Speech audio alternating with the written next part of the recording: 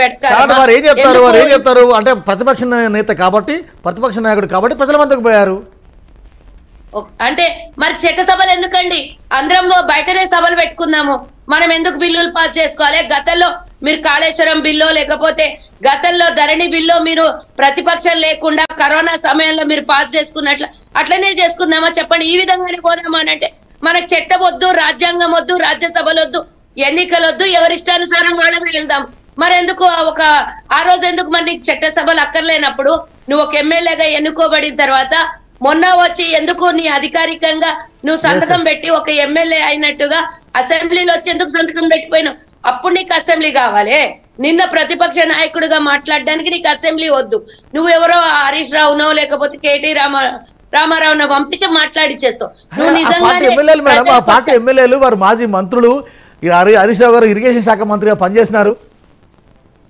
అంటే కేసీఆర్ ఎవరు? మరి కేసీఆర్ ఎవరు? కేసీఆర్ ఎవరు చెప్పండి నాకు. కేసీఆర్ తెలంగాణ సమాజానికి తెలుసు కదా, అందరూ తెలుసు కదా కేసీఆర్ ఎవరు అన్నది. ముఖ్యమంత్రి కదా, ముఖ్యమంత్రి కదా. ఆయన మాజీ ఇరిగేషన్ మంత్రి అయితే ఈయన ముఖ్యమంత్రిగా ఉన్నప్పుడు ఆయన శాఖలో ఆయన ఇరిగేషన్ మంత్రిగా పెట్టింది కేసీఆర్ కదా. మరి తెలంగాణకి ఇంత ద్రోహం జరుగుతున్నప్పుడు తెలంగాణ చట్టసభలో కూర్చొని అసెంబ్లీ జరుగుతున్నప్పుడు అసెంబ్లీని అవమానిస్తున్నావా? తెలంగాణ 4 కోట్ల మంది ప్రజానికాన్ని అవమానిస్తున్నావా? లేకపోతే 118 మంది శాసనసభ్యుల్ని అవమానిస్తున్నట్టు, లేకపోతే నేను ప్రతిపక్షంలో కూర్చోబెట్టడమే నీకు ఇష్టం లేకపోవడము, నువ్వు ఎదుర్కోకపోవడము, అధికార ప్రభుత్వాన్ని నువ్వు అంటే ఫేస్ చేయడం ఇష్టం లేకపోవడమా? నువ్వు పోయి నువ్వు పబ్లిక్ మీటింగ్ పెట్టాలంటే ఇంకో 2 రోజులు సమయం లేదా? 15 తారీఖు తర్వాత నీకు పెట్టుకోవడానికి రాదా? ఎందుకు అసెంబ్లీ ఉన్నప్పుడే మీరే అన్నారు అసెంబ్లీ సమయంలోనే డిసైడ్ చేసి ఇమీడియట్ గా తీసుకున్నటువంటి డిసిషన్ అన్నారు. ప్రజలు నీకు అక్కడ ఉండి లక్షల మంది చూస్తే ఇక్కడ కోట్ల మంది చూస్తారు కదా నువ్వు మాట్లాడే మాటదు. చట్టసభలు అనేది శాసనము, చట్టసభలు అనేది శాసనము. అక్కడ చేసినటువంటి తీర్మానం చట్టబద్ధం అవుతాయి. మరి నువ్వు ఎక్కడో పబ్లిక్ మీటింగ్ లో మాట్లాడిన మాట చట్టబద్ధం అవుతాయా? అక్కడ కూర్చొని ఇదే మాట ఎందుకు మాట్లాడలేకపోయినావు? అసలు ఇష్టం వచ్చినట్ల వాళ్ళ ఏజెంట్లను పెట్టుకొని వాళ్ళ వాయిస్ రికార్డింగ్లు తెచ్చేసి కాంగ్రెస్ ప్రభుత్వం అక్కడ సంతకాలు పెట్టేసి వచ్చింది, ఒప్పందం చేసింది అని మాట్లాడిరు. ఆ తర్వాత మా భట్టి గారు కానివ్వండి, మా ఉత్తమ్ కుమార్ రెడ్డి గారు కానివ్వండి, ముఖ్యమంత్రి గారు కానీ మాట్లాడిన తర్వాత మళ్ళీ హరీష్ రావుకు నోరు లేవలేదు ఎందుకు? వాళ్ళ ఏజెంట్లను అందరినీ పీకి పడేస్తాము అని కాంగ్రెస్ పార్టీ ప్రభుత్వం చెప్పినప్పుడు వాళ్ళ నోట్లో నుంచి పెట్టలేదు మాటలు. ముందు అర్చిండ్రు. ఆ తర్వాత వాస్తవాలని ఒక ఇరిగేషన్ మంత్రిగా ఒక ముఖ్యమంత్రిగా మేము కూర్చొని అసెంబ్లీలో మేము చెప్తున్నాం మా మాట కరెక్టా, మీరు ఇష్టం వచ్చినట్ల ఎవరి వాయిస్ అంటే వాళ్ళు రికార్డింగ్ చేసుకొచ్చి అదే రికార్డ్ అని సుజాత గారు మళ్ళీ వస్తాం దగ్గరికి. రైట్ పుల్లారావు గారు, రైట్ మేడిగడ్డ విషయంలో కాళేశ్వరం విషయంలో డే 1 నుంచి ఎన్నికల ముందు మాట్లాడొద్దా? మీరు ఇందాక మాట్లాడారు కదండి, ఇచ్చారు చాలాసేపు ఇచ్చారు కదండి. చెప్పాలి కదా మేడిగడ్డ. ఇప్పుడు వాళ్ళు విమర్శించారు మేడిగడ్డలనంట 2 పిల్లలు రొంగినంట. కాస్తన్న జ్ఞానం ఉంటే మేడిగడ్డ గురించి కాళేశ్వరం గురించి అన్నారము, లేకపోతే ఇంకా 3 ఏవైతే వీళ్ళు కట్టినరో ఈ మేడిగడ్డ ప్రాజెక్ట్ లాంటివి 3 కట్టినరో ఆ 3 ప్రాజెక్టులో నిన్న పవర్ పాయింట్ ప్రెజెంటేషన్ ఇచ్చినప్పుడు అక్కడ ఉన్నటువంటి అంటే అధికారులు నిన్న ఇచ్చినప్పుడు ప్రెజెంటేషన్ ఇచ్చినప్పుడు చెప్పారు 3టికి 3 ఇదే దుస్థితిలో ఉన్నాయి.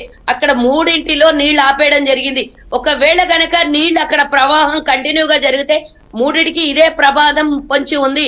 2020లో కూడా ఆనాటి కేసీఆర్ ప్రభుత్వం ఎల్ఎన్టీకి కంప్లైంట్ చేయడము, 22లో కంప్లైంట్ చేయడము, 21లో కంప్లైంట్ చేయడం జరిగింది. 23లో ఈ మేడిగడ్డ ప్రాజెక్టు కుంగిపోవడం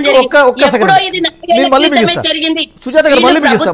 కాబట్టి దాచిపెట్టారు, వాస్తవాలను దాచిపెట్టారు. ఎల్ఎన్టీ మా పరిధిలో లేదు, మేము రిపేర్ చేయమని అప్పుడే చెప్పేసి. సుజాత గారు మళ్ళీ మిగిస్తా. పుల్లారావు గారు, అంటే ఎన్నికల ముందు నుంచి కాంగ్రెస్ పార్టీ చాలా సిస్టమేటిక్గా అంటే కాళేశ్వరం ఒక అవినీతి ప్రాజెక్ట్, కాళేశ్వరం ఒక అంటే పనికిరాని ప్రాజెక్ట్ అని చెప్తూ వచ్చింది. ఆ టైంలోనే కొంత పిల్లలు కుంగినాయి బ్యాడ్ లక్లో. సరే దాన్ని అడ్వాంటేజ్ తీసుకుంది. రైట్, దాని తర్వాత 5 మంత్రుల బృందం వెళ్ళారు, అక్కడ పవర్ పాయింట్ ప్రశ్నించారు. నిన్న అసెంబ్లీలో చర్చ అంతా ఇదే. నిన్న కూడా మేడిగడ్డకు రాష్ట్ర ముఖ్యమంత్రి సహా ఎంటైర్ ఎమ్మెల్యే ఎంఐఎం వీరంతా కూడా వెళ్ళారు. రైట్, ఇవాళ అసెంబ్లీలో శ్వేతపత్రం విడుదల చేయబోతుంది తెలంగాణ ప్రభుత్వం. దీన్ని ఎట్లా చూడొచ్చు అంటే మేడిగడ్డ విషయంలో కాళేశ్వరం విషయంలో వైట్ పేపర్ ఎంఐఎం ఎమ్మెల్యేలు కూడా వెళ్ళారా? వెళ్ళారండి. అదే పొలిటికల్ గా ఇంకా చాలా వాళ్ళు కూడా కొంచెం అడ్జస్ట్ అయిపోయారు. మళ్ళీ వాళ్ళు కూడా పిల్లర్ లాగా వాళ్ళు కూడా వంగిపోయారు అనుకుంటున్నా. తప్పదండి, అరే ఇప్పుడు అధికారంలో ఉంటే అటు పోతారు కదా. రైట్. అక్కడ ప్రాజెక్ట్ ని చూడడానికి రావడానికి లొంగిపోవడం మాట ఏంటన్నా మీరు? నేను ఒకటి అడుగుతున్నాను. బీజేపీ ఉన్నారు ఎక్కువ అసెంబ్లీలో రేవంత్ రెడ్డి గారు కానీ రమ్మన్నప్పుడు వాళ్ళు ఏమన్నారు? మేమేమన్నా దీని మీద ఏమన్నా ఇంటెలెక్చువల్సా, దీని మీద మాకేమన్నా వచ్చా?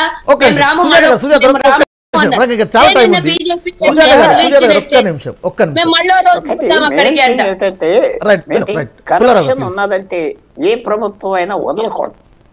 అది నేను కేసీఆర్ గారి హయాంలో కాళేశ్వరం ఇక్కడ కరప్షన్ అన్నట్టే వెంటనే దాని మీద హై పవర్ కమిటీస్ పెట్టి మంచి ఆఫీసర్లను తీసుకొచ్చి, రిటైర్డ్ ఉన్న ఎవరైనా తీసుకొచ్చి అది మంచి ఎంక్వైరీ చేయించి ఒక స్ట్రాంగ్